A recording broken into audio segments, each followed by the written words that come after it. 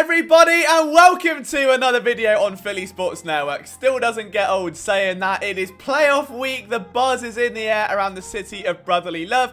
The Eagles are preparing to face Tom Brady and the Tampa Bay Buccaneers in the wildcard round. You couldn't dream of a better matchup for many reasons. Because one, as we know, the Eagles live rent-free in Tom Brady's head. And number two, I think this is the team the Eagles are best positioned to beat. I think this Eagles team has a great chance of beating the Bucs. So much so that if I was a betting man, and I am no longer, unfortunately, so you guys have to take that baton from me, I would pound the table for the Eagles, especially at +7 or +9 or whatever the line is now. It's easy money, I feel. Don't quote that when it backfires. If you're new to this channel or you're old and you're thinking, oh god, this guy again, if you could do me a favor and hit that subscribe button, that would be fantastic. If you're wondering why I'm back, there is a video on the channel uploaded on Monday explaining that. And just a quick thank you guys to everyone that took the time to watch that and to comment. I wasn't expecting that kind of response, and it really did. It made me a bit emotional. Predictably, that's how these things go. But no, seriously guys, the amount of kind comments and support meant the world. And yeah, we're ready for another year, so let's get into it. Number one, the stars are aligning. Now, we can talk about the fact that Tom Brady is the greatest quarterback of all time, and I say that loosely, like, you know, it's some niche stat that doesn't matter. He is, but unfortunately the Bucs offense does correspond with that, and that opens the door up for an opportunity for the Philadelphia Eagles. The Bucs have the highest pass rate in the NFL at 66%, and they're tied for the highest success rate in the NFL on those plays. Now, that in itself is pretty worrying for a defense that has been carved up against good quarterbacks. And we can say that over the past few weeks, the Gannon's defense has been better against quarterbacks, but they've literally faced no one. Outside of Dak Prescott, they have faced no one. So I'm a little bit on the fence still about Jonathan Gannon, I can't lie. However, I do think that if they can just do enough to keep Tom Brady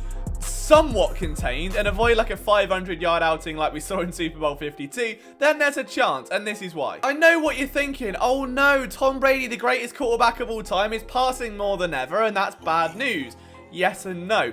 If you look at Mr. Brady's passing chart, you'll notice some very striking information. This is on the season through 2021. The only green areas are either behind the line of scrimmage to the right and in the intermediate areas of the field. Anything deep, he's a little bit inconsistent at. Now, I say that, he's still above average in every single metric except deep down the middle. But I think this plays very nicely into the hands of the Eagles, because if you think about it, the Bucs are going to be without Antonio Brown, they're going to be without Chris Godwin, and that's going to leave, well, Mike Evans and who's practice squad army. If he's going to go deep down the field, if he's going to take those shots, you've got a quarterback that isn't as successful deep down the field against Darius Slay, who's having a Pro Bowl year, who will likely stay on that right side. I don't think he'll shadow Evans, but he should stay there.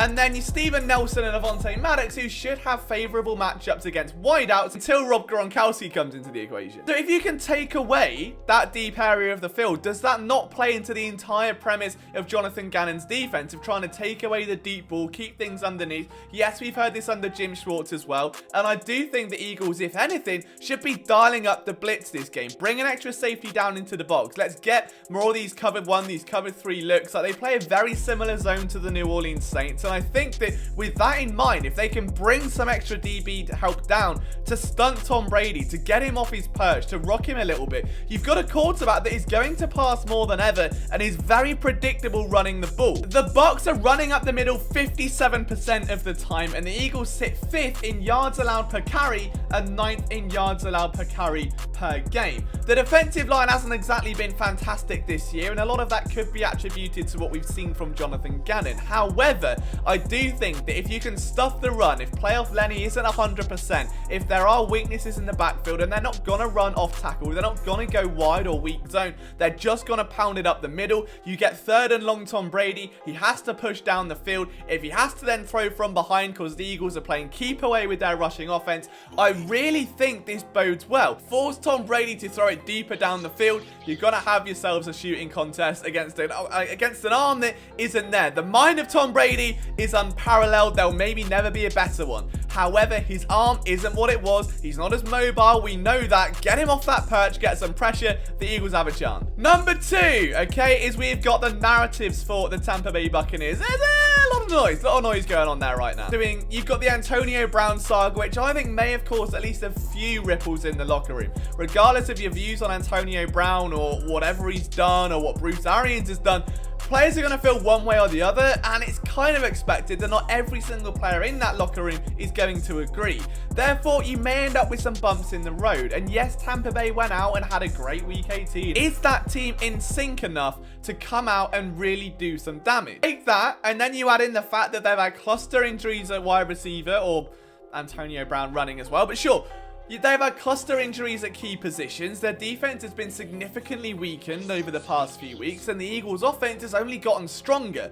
Let's not forget, the first time the Eagles played the Tampa Bay Buccaneers, their rushing was somewhat limited to around 100 yards, but this was before this somewhat identity change, where they are now the league's most potent rushing offense against a defensive line that is good, headlined by guys like Vita Vea, but it's not brilliant, okay? And you look at how the Eagles' backup offensive line did against the Dallas starters. You look at how the Eagles' starting offensive line handled the New Orleans Saints. I think with a combination of all of that put together, so long as the Eagles pound the rock, they have absolutely got a big chance to win this game. Next up, and this is the big wildcard one, all right? The Philadelphia Eagles at the start of the year were a mess. It was the most toxic thing I've ever seen in my life, and that's coming from me, okay? I've seen a lot of toxic things. In fact, in October, they averaged 63.7 yards per game given up on penalties. That ranked 24th. When it came to just the road games, 78.3 yards per game. That ranked 31st in the...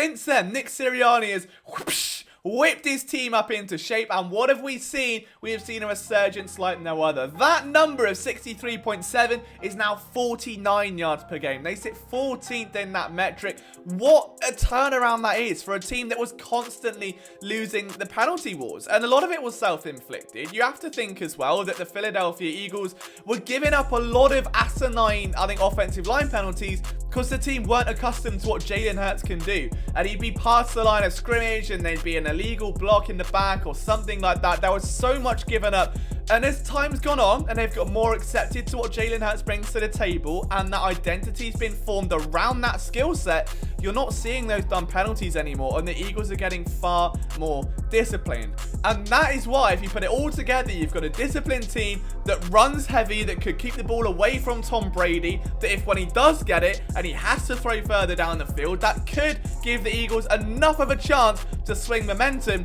I think the blueprint is there for the Eagles to win this game. It's run the ball, it's force Tom Brady to throw deep, take away the intermediate level of the field, don't leave this massive cushion because he's going to eat you up all day. And if they can do that, I do think the Philadelphia Eagles are going to win this game. Let me know what you think, guys. Drop your predictions down in the comments section below. From myself, Liam Jenkins, it is so damn good to be back. I've missed you all. I'll see you next time for another video. Go Birds.